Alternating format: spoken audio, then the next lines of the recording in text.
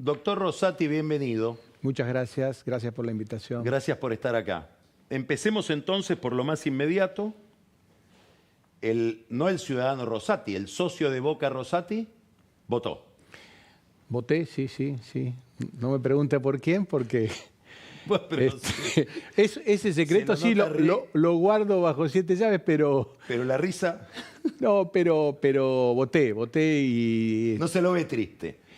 No, a ver, yo creo que el club tiene que progresar, tiene que seguir progresando. Hay muchos temas que hay que resolver, sobre todo la gente que no puede ingresar a la cancha. Yo puedo ingresar a la cancha porque tengo platea hace muchos años, pero hay 30.000, 40.000 personas todos los domingos o más que quisieran entrar. Hay que encontrarle una solución a ese tema. Yo no digo, porque si digo cuál puede ser la solución, también una propuesta, claro, una propuesta decía una. Pero bueno, cualquiera sea la propuesta, la que decida esta comisión directiva, hay que ampliar la capacidad porque me parece que es demasiada gente la que se queda afuera y la verdad que no es justo, no es justo. Voy a preguntarle algo muy general. ¿Cómo mira un juez de la Corte un momento como el que está viviendo la Argentina? Jueces que uno piensa que están muy lejos, digamos, ¿no? Que están muy arriba, resolviendo temas de larga duración. ¿Qué significa este cambio que estamos viviendo en la política, más allá inclusive de lo económico? En mi caso, que puedo responder por mí, digamos, yo lo veo con mucho apasionamiento, porque son todos temas constitucionales. A partir del discurso del presidente Milei en la escalinata del Congreso, uno que tiende a mirar todo con el defecto profesional, digamos, del derecho constitucional, y el juez de la Corte es un juez que tiene que fundamentalmente saber derecho constitucional. Bueno, yo miro lo que puede venir en función del panorama que el presidente pintó, ¿no es cierto? El panorama que describió y las medidas que insinuó que iban a venir, algunas de las cuales ya alumbraron y muchas otras no. Entonces siempre vuelvo a lo que ya he escrito y vuelvo a reflexionar sobre estos temas y me parece que hay muchos aspectos interesantísimos. El primero de ellos es que técnicamente las medidas que pueden tomarse, que se están anunciando, entrarían dentro de lo que en el derecho constitucional se llama emergencia, ¿no es cierto? Y que todos los problemas que se suscitan en una emergencia tienen que encontrar respuesta dentro de la Constitución, porque la Constitución prevé situaciones de normalidad y situaciones excepcionales o de emergencia. Es decir, está todo dentro, no hay que buscar fuera de la Constitución, ¿no? Dentro. Y dentro de la Constitución tenemos que circunscribirnos los 3 poderes del Estado. Lo que pasa es que cuando hay una situación de excepción, una situación de emergencia, cuando hay normas del estilo de las normas que se están anunciando que van a ser promovidas, el juez tiene que tener mucha prudencia y mucha sabiduría para saber qué es lo que puede controlar y qué es lo que no puede controlar. Acá hay un plano que es el de la decisión política, que es un plano que el juez no controla porque es propio de los representantes. Pero el juez sí debe controlar, o puede y debe, siempre que se le presente un caso judicial, porque eso también hay que aclararlo. Nosotros no opinamos porque sí, no sentenciamos porque sí. Sentenciamos porque hay un conflicto, no se pudo resolver antes. O no lo resolvió la sociedad, o no lo resolvió la política, y entonces llega a un estrado judicial. ¿Qué controlamos nosotros? Nosotros controlamos procedimientos y efectos o contenidos de la decisión. Procedimientos, es decir, la Constitución plantea que frente a situaciones de emergencia hay herramientas de emergencia. Esas herramientas de emergencia que fueron incorporadas en la reforma del 94, bueno, yo creo que ahí nos conocimos, sí. Éramos mucho más jóvenes, reforma del 94. En esa reforma se incorporaron básicamente 2 institutos. Unos son los decretos de necesidad y urgencia y otro es la legislación delegada. Los decretos de necesidad y urgencia, artículo 99, inciso 3, permiten al presidente de la Nación tomar decisión, en acuerdo de ministros, tomar decisiones que normalmente deben ser tomadas por leyes, pero nunca en temas de partidos políticos, en temas electorales, en temas penales o en temas tributarios. Eso es siempre por ley. Por decreto de necesidad de urgencia es el presidente, con acuerdo de ministros, el que toma las decisiones siempre que sean necesarias, urgentes y el Congreso no pueda resolverlas con la prontitud necesaria o está en receso. Esas decisiones a su vez tienen un tipo de control especial que es a través de una comisión bicameral, tienen que ser remitidas inmediatamente por el jefe de gabinete al Congreso, lo toma una comisión bicameral, 10 días para analizarlos y lo pasa al Pleno para que sean ratificadas o no por el Congreso. Y el otro tipo de medidas que puede tomar un presidente, si tiene una habilitación expresa del Congreso de la Nación, artículo 76 de la Constitución, es la posibilidad de legislar. El Congreso le puede decir, bueno, este tema que es complejo, legislalo vos. Por un tiempo limitado, en temas de emergencia pública o administración, dice la Constitución, y siempre que el Congreso le diga sobre estas bases tenés que legislar, no de cualquier manera. ¿Qué quiero decir con esto? Quiero decir que las hipótesis que podemos imaginar de todo tipo de situación distinta, no situación de normalidad, sino de emergencia, pueden ser controladas en torno a los procedimientos. Es decir, esto que debió ser por ley, salió por decreto, el juez ahí puede decir, no, esto es por ley. Le doy otro ejemplo de procedimientos que nosotros fallamos al principio, que yo llegaba en el caso CEPIS, el caso de las tarifas. Sí. Recuerda, es decir, aumento de tarifas puede ser, sí, pero previo a audiencia pública. En aquel caso no se habían hecho, hubo que volver hacia atrás, se hicieron las audiencias, es decir, se controló el procedimiento, artículo 42 de la Constitución. En ese fallo, corríjame si estoy equivocado, creo que inclusive por su voto, se estableció que tiene que haber alguna razonabilidad, sí, alguna relación entre el aumento de tarifas y el aumento de los ingresos de la gente.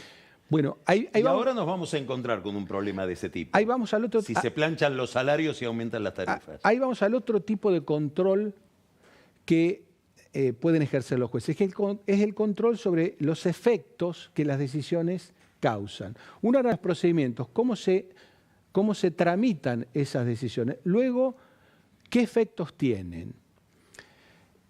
Y cuando afectan de un modo sustantivo, todas estas son palabras de la Corte, ¿eh?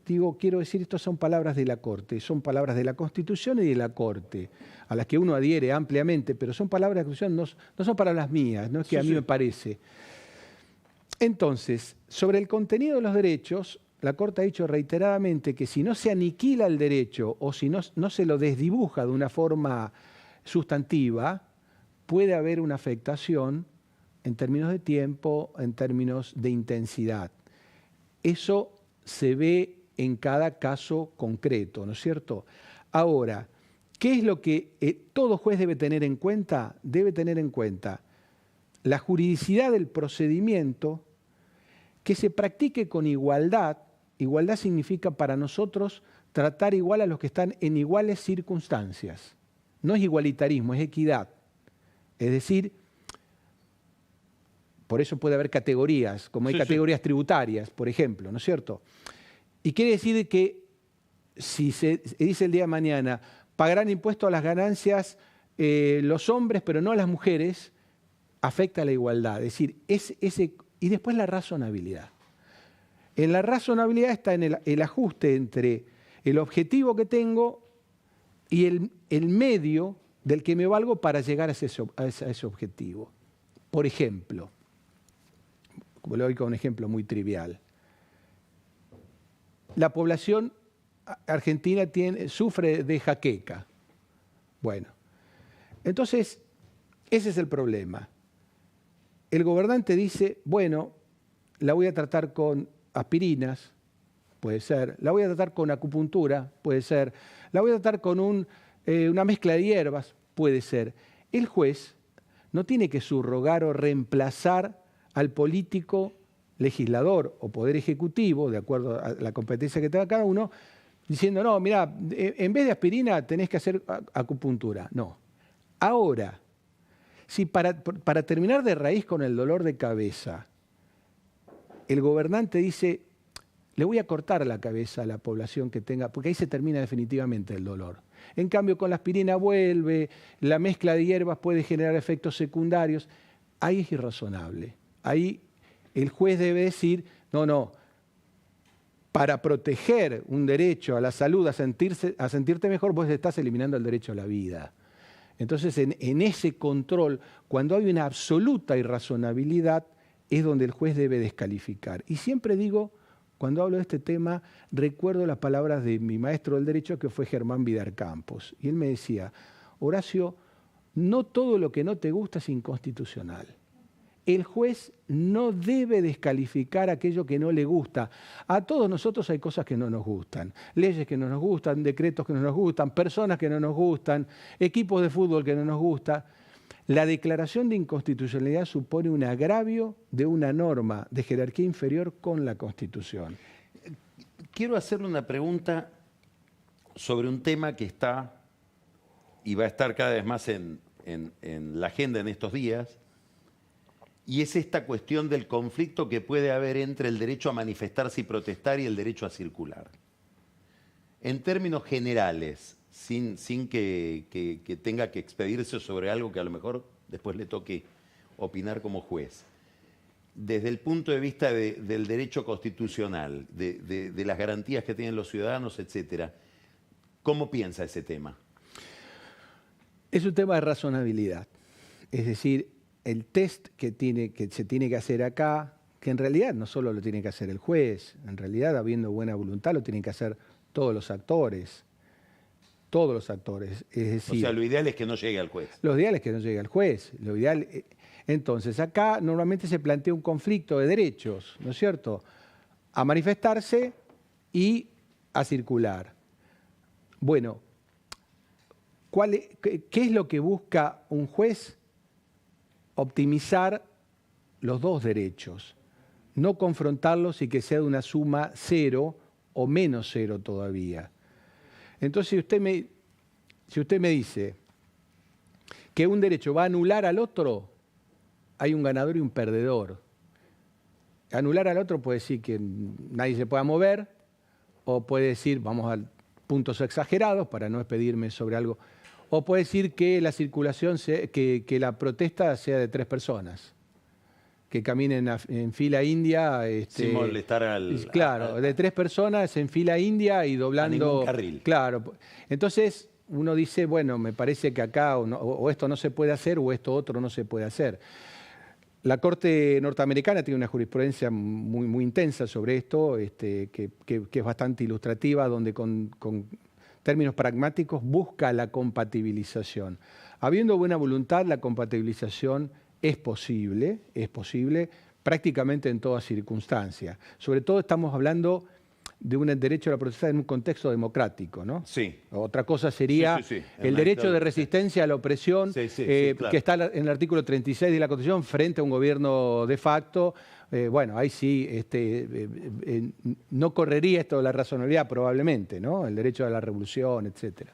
En el año 89, yo creo, debe haber sido 89, tal vez 90, pero hubo un artículo de Rodolfo Barra, que después fue juez de la Corte y ahora es el procurador, que ocasionó toda una polémica.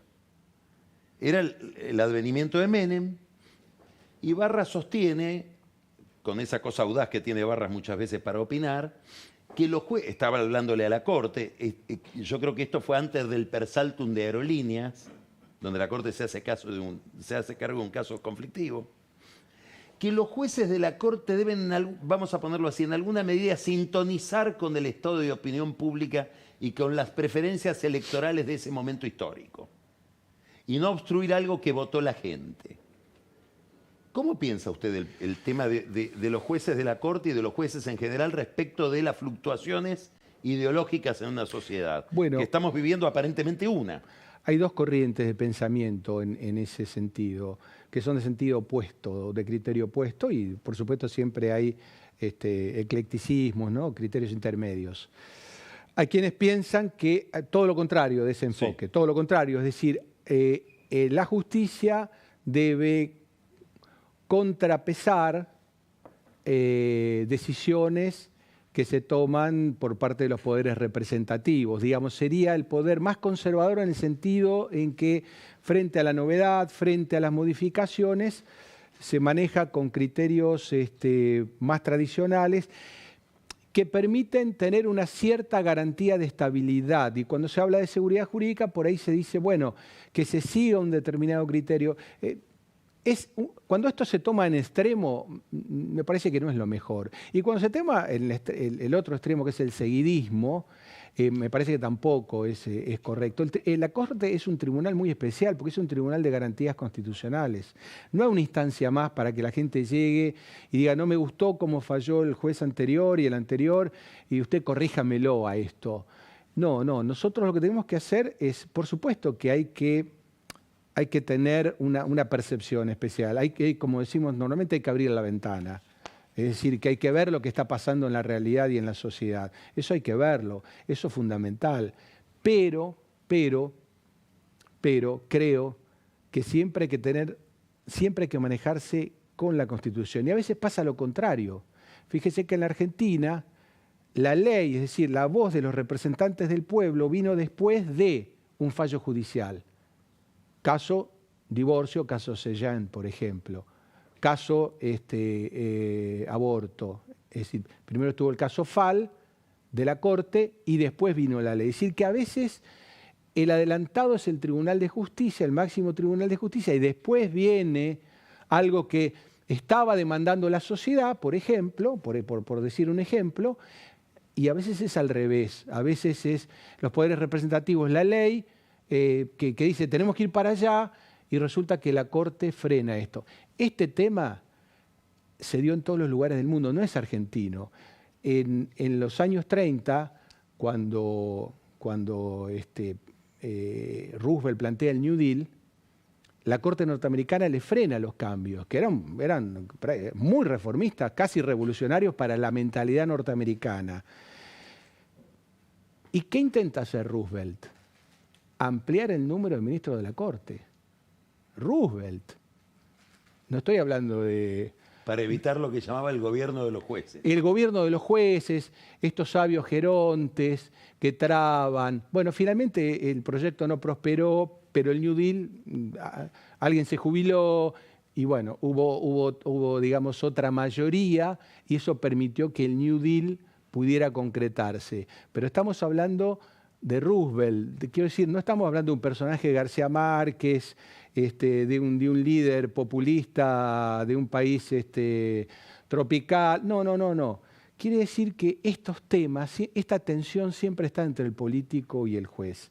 Yo la he visto porque está en los dos lugares del mostrador. Volvamos del país tropical a la Argentina, sí. Porque lo que usted me está planteando me lleva directamente al clima político que ha rodeado durante todo este último tiempo la relación entre un sector de la política, que es el kirchnerismo, y la Corte.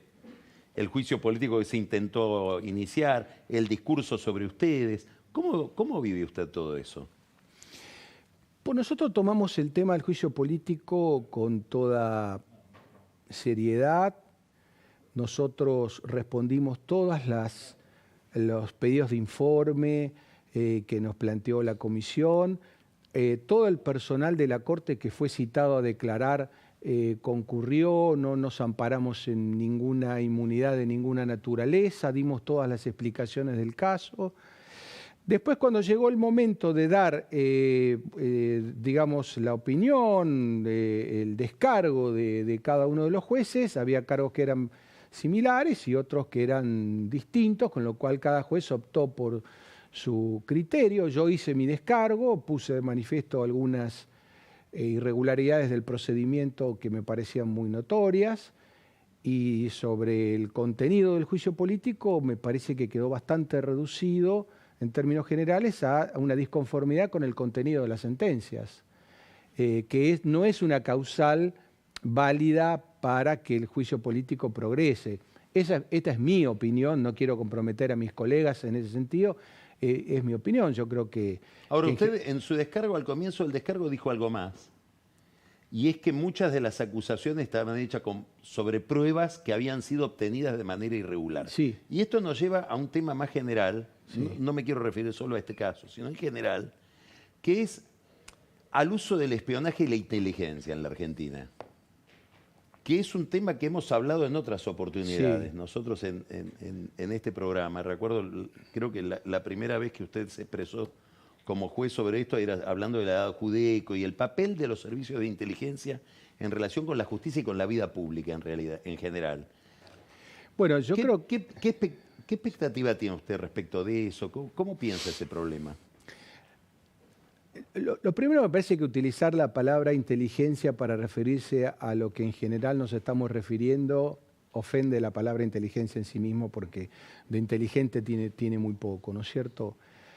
Yo repudio el fisgoneo, el voyerismo realizado con intentos de extorsión.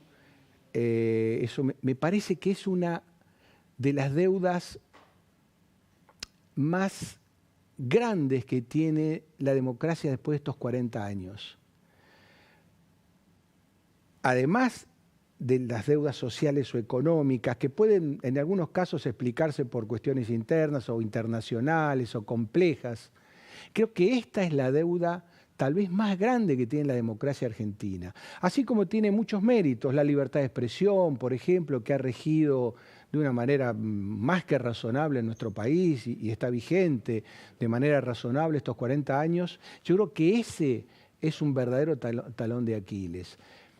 La inteligencia tiene que estar en la prevención del terrorismo, de los graves delitos del narcotráfico, la pornografía infantil, etcétera, y no dedicarse a espiar a las personas, a ver qué debilidad tienen para intentar chantajearlos o no sé, hacer qué otra cosa. Y también es muy brumoso para la comunidad esto de que haya gente o grupos orgánicos, grupos inorgánicos, grupos organizados, desorganizados. La verdad que es algo que me parece detestable y me parece que es una deuda muy grande que tiene, porque esto sí que está vinculado con la libertad de las personas, con la libertad de todos los días, con el sentirse espiado, el sentirse vigilado, el sentirse hackeado. Algo más. Usted tuvo 2 episodios últimamente, por lo menos raros, ¿no? Intentos de robo en su casa y después un artefacto explosivo que se descubrió cerca de su despacho. ¿Cómo interpreta eso? A ver, yo no soy un especialista, me parece que son gestos intimidatorios. Si se hubiera querido ir más allá, se hubiera podido lograr sin problemas, porque la custodia que yo tengo es en lugares fijos, en donde trabajo y en donde vivo. Pero yo me muevo por la ciudad, por esta ciudad, me muevo por la ciudad de Santa Fe, me muevo caminando solo, con mi mujer, con mis hijos, no tengo ningún tipo de custodia. De modo que si se hubiera querido hacer otra cosa, se hubiera podido hacer otra cosa más grave. Creo que es intimidación. También surgieron líneas telefónicas a mi nombre que no eran mías, sí. En una zona de frontera, una cosa extremadamente rara, que se detectó más o menos a tiempo. En realidad lo detecté yo de casualidad, ¿no es cierto?, a tiempo, pero muy sospechoso que estuviera en una zona de frontera. Yo lo vinculé un poco tal vez al narcotráfico, pero no tengo convicciones sobre esto. Se está investigando, incluso en esto de las líneas telefónicas se llegó bastante lejos. Creo que hay que llegar más lejos todavía, ¿no es cierto? Yo no soy querellante todavía en esa causa, pero tal vez en algún momento, si la investigación no prospera, me presente como tal, ¿no es cierto? Creo que esto es algo repugnante, es algo realmente que debe combatirse con mucha convicción. Y la verdad, para hacerlo, hay que estar libre de pecado, ¿no? Cuando no se está libre de pecado es difícil acometer este tipo de tareas. Y esto tal vez explique que no se haya nadie avanzado, le quiere poner el cascabel y que no al se haya gato. avanzado lo que uno diría debería haberse avanzado, ¿no? Doctor Rosati, seguiríamos mucho tiempo más, pero estamos corridos como siempre pasa en la televisión por el tiempo. Muchísimas gracias. Gracias a usted por la invitación. No, gracias por haber estado acá y hablamos y dijo cosas muy interesantes para que nos quedemos pensando. Muchas gracias. Vamos a hacer un corte y recibimos a Pancho Olivera. Hoy Daniel Vilota no está fuera del país. Pancho nos va a hablar de la ineficaz reacción o prevención del Estado frente a una tragedia climática como la que tuvimos anunciada por los meteorólogos este fin de semana, y después de un gran misterio, una zona muy opaca, pero muy rentable, de la vida del Estado, del fisco, que son los fondos fiduciarios. Ya volvemos.